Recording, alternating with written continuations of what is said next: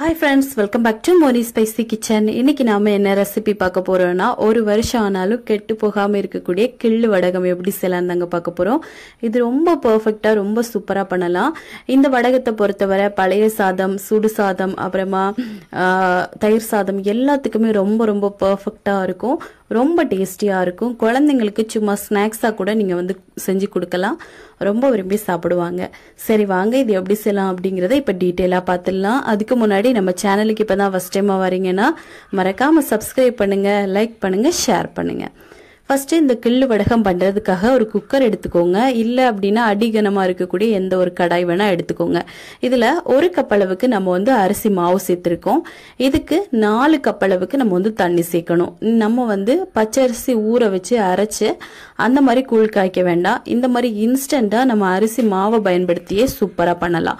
இப்போ 4 கப் தண்ணி சேர்த்து இதை நல்லா மிக்ஸ் பண்ணிக்கோங்க. இந்த டைம்ல நல்லா மிக்ஸ் பண்ணி கொடுத்துட்டு தேவையான அளவுக்கு உப்பு போட்டுக்கலாம். நான் வந்து 1.5 டேபிள் ஸ்பூன் அளவுக்கு உப்பு போட்டிருக்கேன். போட்டுட்டு பெருங்காயத்தூள் கண்டிப்பா சேர்க்கிறோம். இது வந்து ஒரு 1/2 டேபிள் ஸ்பூன் அளவுக்கு நம்ம வந்து பெருங்காயத்தூள் போடணும். இது போட்டோம் அப்படின்னா தான் நல்ல ஃபிளேவரா வயிறுக்கும் ரொம்ப ஒரு அஜீரண கோளாறு எதுவும் வராம இருக்கும். அதுக்காக தான். இப்போ 1/2 டேபிள் ஸ்பூன் இதுவும் சேர்த்துட்டு நல்லா வந்து கலந்து கொடுங்க. இனிமே நம்ம ஹை ஃப்ளேம்ல வச்சுட்டு கைவிடாம இந்த மாதிரி கிளறி கொடுத்துட்டே இருக்கணும். உங்களுக்கு ஹை ஃப்ளேம்ல வைக்க வேண்டாம் அப்படின்னா மீடியம் டு ஹைல வச்சுக்கோங்க. மீடியம்ல மாத்தி வச்சுட்டு கொஞ்ச நேரம் கிளறி கொடுத்துட்டு அதுக்கப்புறமா ஹை ஃப்ளேம்ல வச்சுக்கோங்க. இந்த மாதிரி நம்ம கிளறி கொடுக்க பாத்தீங்க அப்படின்னா அது கொஞ்சம் கொஞ்சமா நல்லா கெட்டிப்பட ஆரம்பிக்கும். நல்லா வந்து கெட்டியாகணும். அதாவது நம்ம இடியாப்ப மாவு பதம் இருக்கும்ல அதை விட கொஞ்சம் லூஸா இருக்கணும். இந்த மாதிரி இருக்கணும். உங்களுக்கு பார்த்தாலே தெரியும் நினைக்கிறேன். இந்த மாதிரி நல்லா வந்து கொஞ்சம் கெட்டியாகும். நம்ம இந்த மாதிரி கைவிடாம கிளறி கொடுத்துட்டே இருக்கணும். இனிமே நம்ம இதை ஸ்டவ் ஆஃப் பண்ணிட்டு அப்படியே மூடி போட்டு வைக்க போறோம். இந்த அளவுக்கு நல்லா கெட்டியானதுக்கு அப்புறமா நம்ம வந்து மூடி போட்டு வச்சிடலாம்.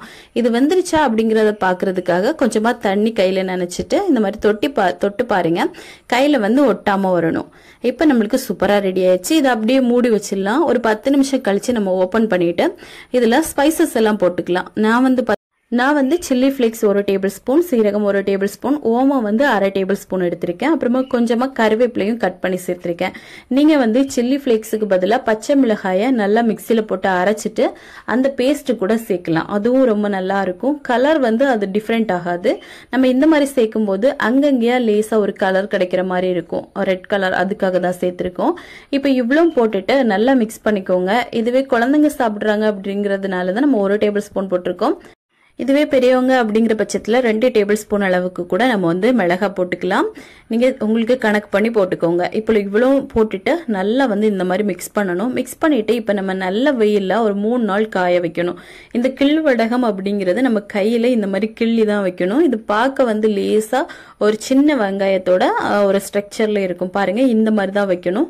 இப்ப இதே மாதிரி எல்லாத்தையுமே நம்ம இப்படியே வச்சுட்டு ஒரு 3ல இருந்து 4 நாள் நல்லா வந்து காய விடணும். இப்ப இதெல்லாம் நல்லா காஞ்சி வரட்டும். இப்ப பாருங்க இது வந்து 2வது நாள் கொஞ்சம் நல்லா காஞ்சி வந்துட்டு இருக்கு.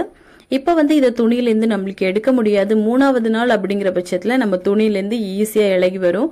இது பாருங்க 3வது நாள் ஆயிருச்சு. இப்ப நம்மளுக்கு சூப்பரா வடகம் வந்து ரெடி ஆயிருச்சு. மொத்தமா நம்ம சேர்த்திருக்கக்கூடிய எல்லாமே பாத்தீங்கன்னா நல்லா வெயில்ல காஞ்சி இந்த அளவுக்கு நல்ல கல்லு மாதிரி வரணும். நல்லா காய வச்சு எடுங்க. அப்பதான் இது கெட்டு போகாம இருக்கும். இப்ப இதை அப்படியே நீங்க ஏர்டைட்டா இருக்கக்கூடிய ஒரு பாக்ஸ்ல ஸ்டோர் பண்ணி வச்சீங்க அப்படின்னா ஒரு வருஷம் ஆனாலும் கெட்டு போகாம இருக்கும். தேவைப்படும் போது நம்ம வந்து பொரிச்சுக்கலாம். இப்ப நல்லா சூடா இருக்கக்கூடிய எண்ணெயில கொஞ்சமா இந்த மாதிரி போட்டு பொரிச்சு பாத்தீங்க அப்படின்னா நல்லா வந்து பொரிஞ்சு நல்லா உப்பி வரும். டேஸ்ட் வைஸ் ரொம்ப ரொம்ப நல்லா இருக்கும். பாருங்க இப்ப சூப்பரா ரெடி ஆயிருச்சு. இது வந்து கூழுக்கெல்லாம் ரொம்ப ரொம்ப பெர்ஃபெக்ட்டா இருக்கும். இப்போ இதை நம்ம அப்படியே வெளியே எடுத்துடலாம். பாருங்க எவ்வளவு சூப்பரா இருக்குன்னு. சோ கண்டிப்பா நீங்களும் இது உங்க வீட்டுல ட்ரை பண்ணி பாருங்க. ட்ரை பண்ணி பார்த்துட்டு எப்படி வந்துச்சுன்னு மறக்காம கமெண்ட் பண்ணுங்க. இதே மாதிரி இன்னும் நிறைய ரெசிபிஸ் வேணும்னு நினைச்சீங்கன்னா மோனி ஸ்பைசி கிச்சன் சேனலை சப்ஸ்கிரைப் பண்ணி வச்சுக்கோங்க. லைக் பண்ணுங்க, ஷேர் பண்ணுங்க. நெக்ஸ்ட் இன்னொரு வீடியோவில் உங்களை சந்திக்கும் வரை டேக் கேர், பை.